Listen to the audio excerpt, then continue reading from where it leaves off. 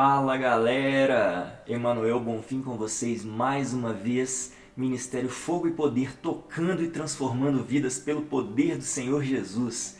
Tudo bem? Olha, se for sua primeira vez aqui no canal, eu vou te pedir que você clique aqui nesse cantinho do meu dedo e clique no sininho também para se inscrever e receber todas as notificações de novos vídeos. Tá? Esse vídeo vai ser diferente. É o primeiro vídeo que eu faço que não vai ter louvor. É exclusivo da Palavra de Deus e alguns comentários. Tá bom? Espero que você seja abençoado. Como eu fui aqui na leitura, quando eu comecei a ter o desejo de gravar esse vídeo, nosso Deus é maravilhoso. E conhecer a Palavra dele é conhecer o próprio Deus, é amar mais a Deus. Aquilo que a gente conhece, a gente ama mais, não é? Então, como diz lá no profeta Oséias, capítulo 6, versículo 3, acredito, espero não errar aqui com você, né? Conheçamos e prossigamos em conhecer o Senhor, que é bom demais conhecer a Deus, tá bom? Olha, hoje nós vamos ler, né, e comentar o livro do profeta Abacuque. Abacuque é um profeta menor, está no Antigo Testamento, depois de Naum e antes de Sofonias. É um livro pequeno, de 3 capítulos, é uma leitura assim, superficial, né, de 5 minutos. Né, mas, além dessa leitura superficial, tem uma profundidade imensa, gigante. Tem conteúdo profético, já que ele é um profeta, né? Conteúdo profético, ele é muito referenciado no Novo Testamento. No meio da leitura a gente vai chegar lá, tá bom? Olha, a minha versão aqui é a King James atualizada. Você pode ler aí na sua, né, quando você estiver vendo esse vídeo. Espero que seja bênção, tá bom? Vamos lá? Olha, o livro de Abacuque, ele foi escrito mais ou menos em 605 e 606 antes de Cristo, né?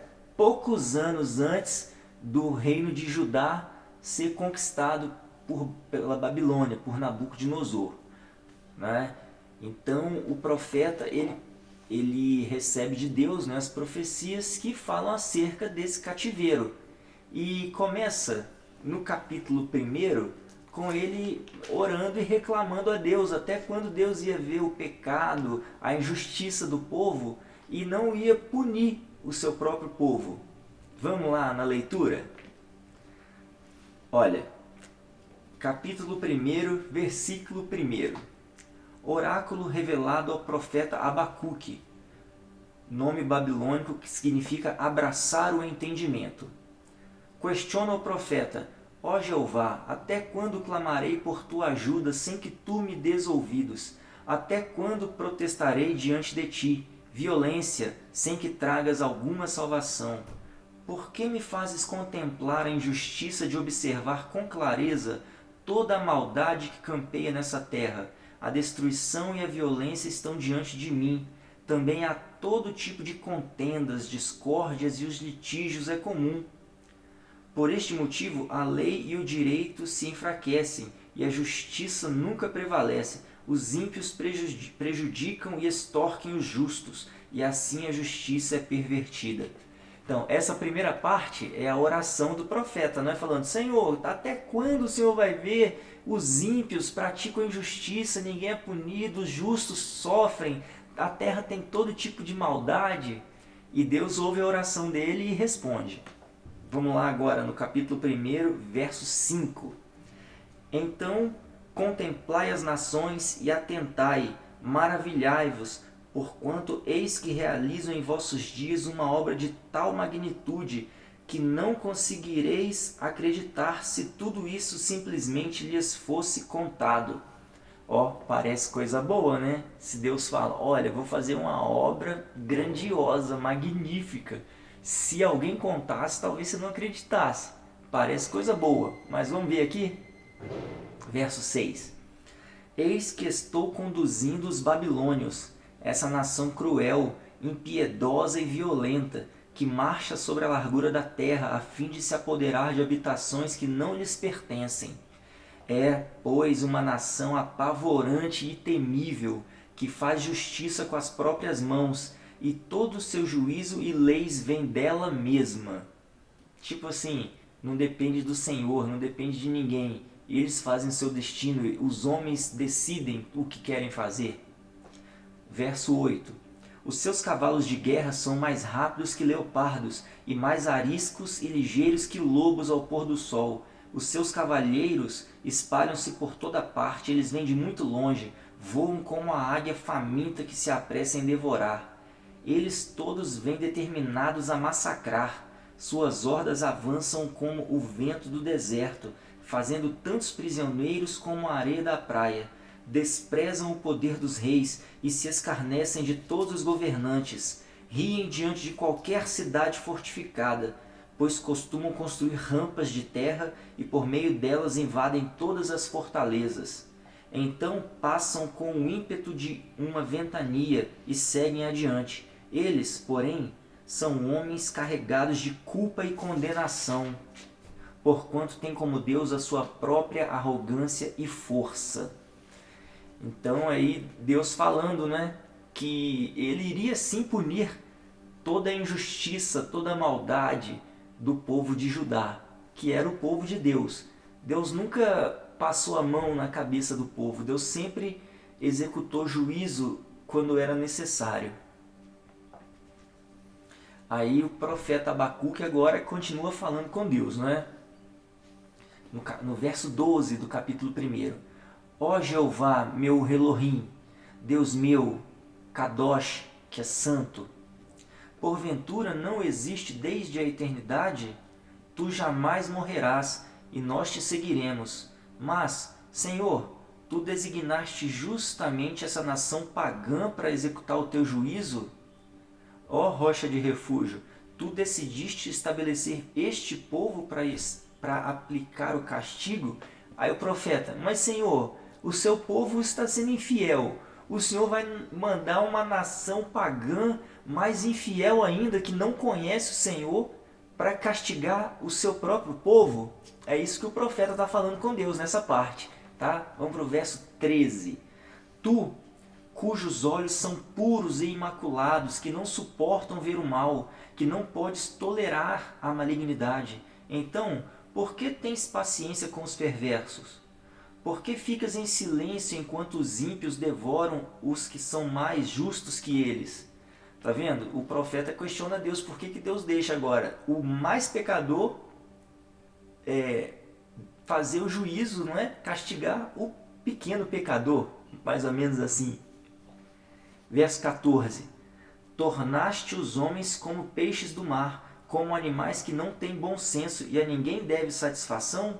O inimigo simplesmente os pega com anzóis, apanha a todos com a sua rede e nela os arrasta para onde deseja, então comemora e exulta? Por este motivo ele oferece sacrifício à sua própria rede e queima incenso em sua honra, pois rende graças à sua rede.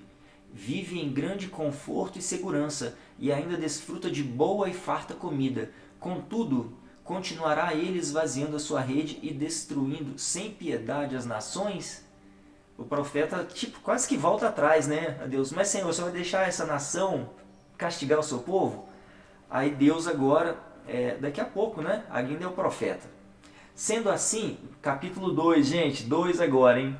Sendo assim, eu me colocarei como sentinela sobre minha torre de vigia, tomarei posição sobre a muralha, aguardarei para ver o que Jeová, o Senhor, me dirá, e que resposta receberei aos meus questionamentos.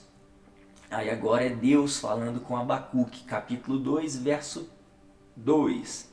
Então Jeová me respondeu e ordenou: escreve a visão com toda a clareza possível em grandes tábuas, para que até o mensageiro que passa correndo a leia. Porquanto esta visão se cumprirá num tempo determinado no futuro. É uma visão que fala do fim e não falhará. Ainda que demore, aguarde-a confiante, porque ela certamente virá e não retardará. Escreve, pois, eis que o ímpio está cada vez mais arrogante, suas vontades não visam o bem, mas o justo viverá pela sua fé. Então, esse é um versículo que eu falei lá no começo, né, que é muito referenciado no Novo Testamento, né?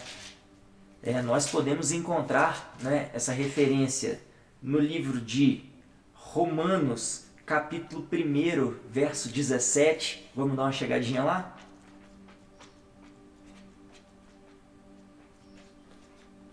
Romanos 1,17. Visto que a justiça de Deus se revela no Evangelho, uma justiça que do princípio ao fim é pela fé, como está escrito, o justo viverá pela fé. Também está referenciado em Gálatas 3,11. Vamos lá? Gálatas no Novo Testamento também, uma carta de Paulo, depois de Coríntios.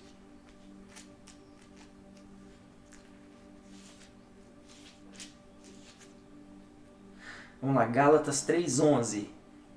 Portanto, evidente que, diante de Deus, ninguém é capaz de ser justificado pela lei, pois o justo viverá pela fé. E também ela está escrita em Hebreus 10:38. Vamos lá?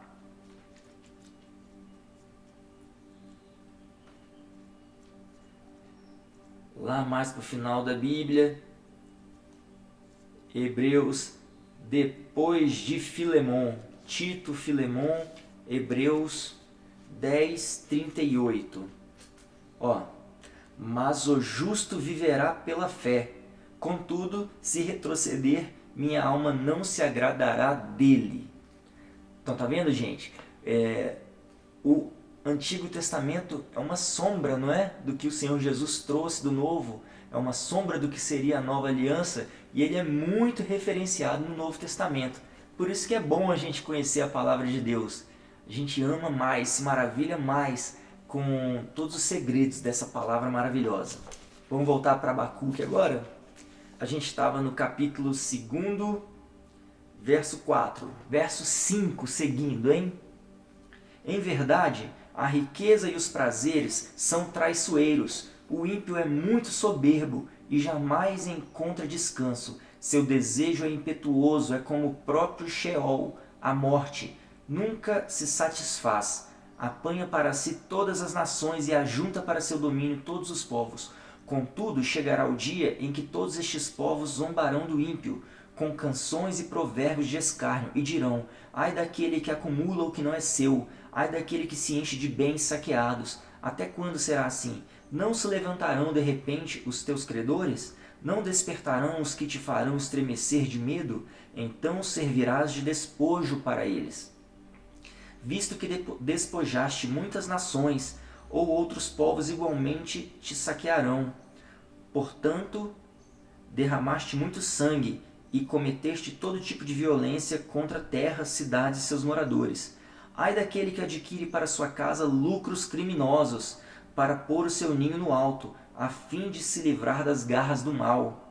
Tramaste a destruição de muitos povos, trazendo vergonha para a tua própria casa, e portanto pecaste contra ti mesmo. Pois as pedras clamarão da parede, e as vigas replicarão do madeiramento contra ti. Ai daquele que edifica uma cidade com sangue, e a estabelece mediante atitudes criminosas. Ora, e também não é da vontade do Senhor dos Exércitos que os povos trabalhem para o fogo e as nações se afatiguem em vão? Entretanto, assim como as águas cobrem o mar, a terra se encherá do conhecimento da glória do Senhor. Amém. Ai daquele que incita o seu próximo a beber e ainda mistura a bebida à sua malícia e violência, a fim de embebedá-lo e contemplar a sua nudez. Sendo assim, bebe bastante vergonha em vez de honra. Sim, bebe tu também e expõe a tua própria incircuncisão. Eis que a taça da mão direita de Jeová se chegará a ti, e a vergonha cobrirá completamente a tua glória. Toda a violência que cometeste contra o Líbano haverá de te alcançar, e ainda ficarás horrorizado por causa da matança que fizeste contra os animais silvestres, e te amedrontarás ainda mais ao ser confrontado com todo o sangue derramado mediante a violência que desferiste contra as terras, as cidades e todos os seus habitantes. Ora, qual a utilidade de uma imagem idólatra esculpida por um artífice, ou uma insignificante divindade de metal que ensina mentiras? pois aquele que faz tais objetos deposita sua confiança na própria obra de suas mãos. Contudo, cria ídolos mudos e inúteis. Vamos lá, gente, eu estou olhando para baixo aqui, mas não perde o foco não. Ai daquele que diz à madeira, desperta, ou ainda à pedra sem vida, acorda. Poderá de alguma forma um ídolo dar alguma orientação? Está coberto de ouro e de prata, mas tal objeto não respira, não há espírito algum dentro dele. Mas Jeová sim, ele está no seu santo templo, cale-se diante dele toda a terra. Pronto, terminamos o capítulo 2, que foi o profeta dizendo que ia esperar a resposta do Senhor, e Deus respondeu que, olha, o justo viverá pela sua fé. Vou castigar meu povo e vou castigar também essas nações no tempo determinado. Né? E terminamos aqui o capítulo 2. Né? Tenho certeza que você se lembrou aí. Cale-se diante dele a terra, dobrem joelhos, ergam as mãos, pois o Senhor é Deus, o Senhor é Rei dos povos. Então, a palavra de Deus inspira aí muitos louvores, né, que nos abençoam, que tem abençoado aí gerações. Vamos continuar agora, gente, o capítulo 3. O capítulo 3 é um capítulo muito conhecido da Bíblia, é um capítulo muito lindo, que agora é a oração do profeta. Vamos lá? Versículo 1. Então o profeta Abacuque fez a seguinte oração, em forma de cântico de confissão. Ó Jeová, eu ouvi falar da tua fama e tremo diante dos teus atos, Senhor. Realiza de novo em nossos dias as mesmas obras maravilhosas que fizeste no passado. Faze-as conhecidas por todos também em nossa época. Ainda que esteja irado, lembra-te da tua imensa misericórdia. Deus veio de Temã e o santo veio do monte, região das cavernas. Em outras traduções, não é? A King James é uma tradução diferente da João Ferreira de Almeida. Em outras traduções fala, ó Senhor, aviva tua obra em nossos dias. Vamos lá agora então pro verso, no finalzinho do 3 ainda. Né? Sua glória cobriu os céus e encheu seu louvor toda a terra. O seu resplendor é como a luz, raios brilhantes saem da sua mão, e o esconderijo da sua força está ali. As pestes vão adiante dele, e a praga destruidora o segue. Eis que ele se deteve, e a terra estremeceu, olhou e fez tremer todas as nações. Montes antigos se desmancharam, colinas firmes desde a antiguidade se desfizeram, os caminhos deles são eternos. Contemplei a aflição das tendas de Cuxã, tremiam todas as cortinas das tendas de Midian. Seria contra os rios que estavas irado, ó Jeová? Era contra os riachos a tua ira? Foi contra o mar que o teu zelo transbordou, quando cavalgaste em teus cavalos de guerra e com tuas carruagens de vitória? Preparaste o teu arco, despediste muitas flechas, dividiste a terra formando rios. Os montes te observaram e se contorceram, torrentes de água desceram com violência, o abismo estrondou, erguendo as suas ondas enormes. O sol e a lua param as suas moradas ante o lampejo das tuas flechas que voam, ao brilho intenso da tua lança reluzente. Com zelo e grande furor andaste a passos largos por toda a terra, e com indignação pisoteaste nações pagãs. Partiste para salvar a tua gente, para libertar o teu povo ungido. Esmagaste o líder da nação ímpia, despindo-lhe por completo da cabeça aos pés. Traspassas a cabeça dos seus valentes com suas próprias lanças, quando saíram como um terrível ciclone, a fim de nos espalhar com maligno prazer, como se estivessem prestes a devorar o necessitado em seu abrigo. Eis que tu marchas com teus cavalos pelo mar, agitando as grandes águas. Então, o profeta faz essa oração, não é? para Deus realizar novamente as mesmas obras grandiosas no passado, para Deus avivar a obra dele no meio dos povos, não é? Como que quase pedindo uma salvação para o povo. E Deus mais uma vez, não é, reafirma para ele que vai ter o juízo, mostra, não é, que o povo pagão vai castigar com prazer, mas que Deus vai depois exercer o juízo contra essas nações pagãs. E agora, no verso 16, nós vemos, né, a expressão de louvor do profeta Abacuque, que mesmo sabendo que Deus ia enviar os babilônios, que eles iam conquistar, iam matar, iam destruir, que seria terrível, né? E ele vendo essa grande desolação, ele faz esse cântico ao Senhor. Vamos ver agora no verso 16, ele fala: assim que eu ouvi tudo isso, as minhas entranhas se comoveram, meus lábios tremeram, meus ossos desfaleceram, minhas pernas vacilaram. Portanto, aguardarei em tranquilo silêncio o dia da tribulação, que virá sobre o povo que nos oprime.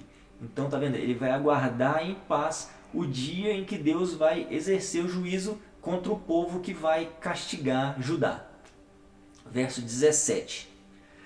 Ainda que a figueira não floresça, nem haja uvas nas videiras, mesmo falhando toda a safra de olivas e as lavouras não produzam mantimento, as ovelhas sejam sequestradas do aprisco e o gado morra nos currais, eu todavia me alegrarei no Senhor e exultarei no Deus da minha salvação.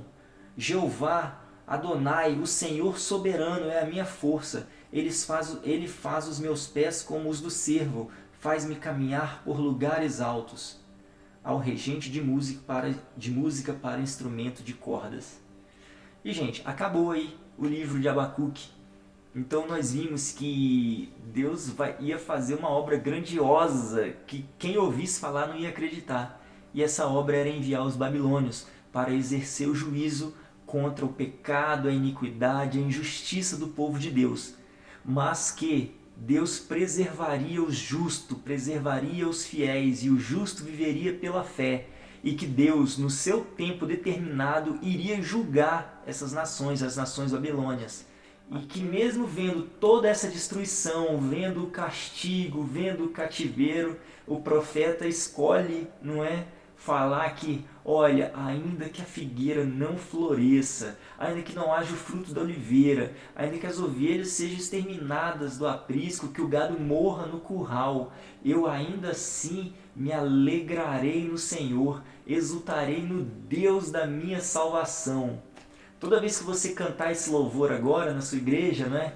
Ainda que a figueira não floresça e não haja fruto na vide e o produto da oliveira minta, todavia me alegrarei. Você vai saber que o profeta, ele estava alegre sim, mas que ele estava vendo o juízo de Deus, que ele estava vendo que Deus ia julgar o pecado, a iniquidade do povo, mas que em todo momento sempre é melhor confiar em Deus, tá bom? Espero que você assista esse vídeo todo aí, 24 minutos e pouquinho, que seja bênção para você. É o primeiro vídeo que eu gravo só falando da palavra de Deus, não é fácil para mim, né? Eu estou fazendo seminário teológico na instituição Casa de Profetas, aqui em Belo Horizonte. É um seminário maravilhoso, que tem compromisso com a palavra de Deus. Meu diretor é pastor da minha igreja, pastor Wellington, homem de Deus, mestre, conhecedor da palavra, sério. Então, se você é de Belo Horizonte, região, sinta-se convidado a estar conosco. E se você não é, né, o seminário tem cursos online, EAD. Visita lá o site Casa de Profetas, procura no Google que você vai achar. Tenho certeza que você vai ser grandemente abençoado, tá bom? Um grande abraço, Deus continue conosco. Abração, gente!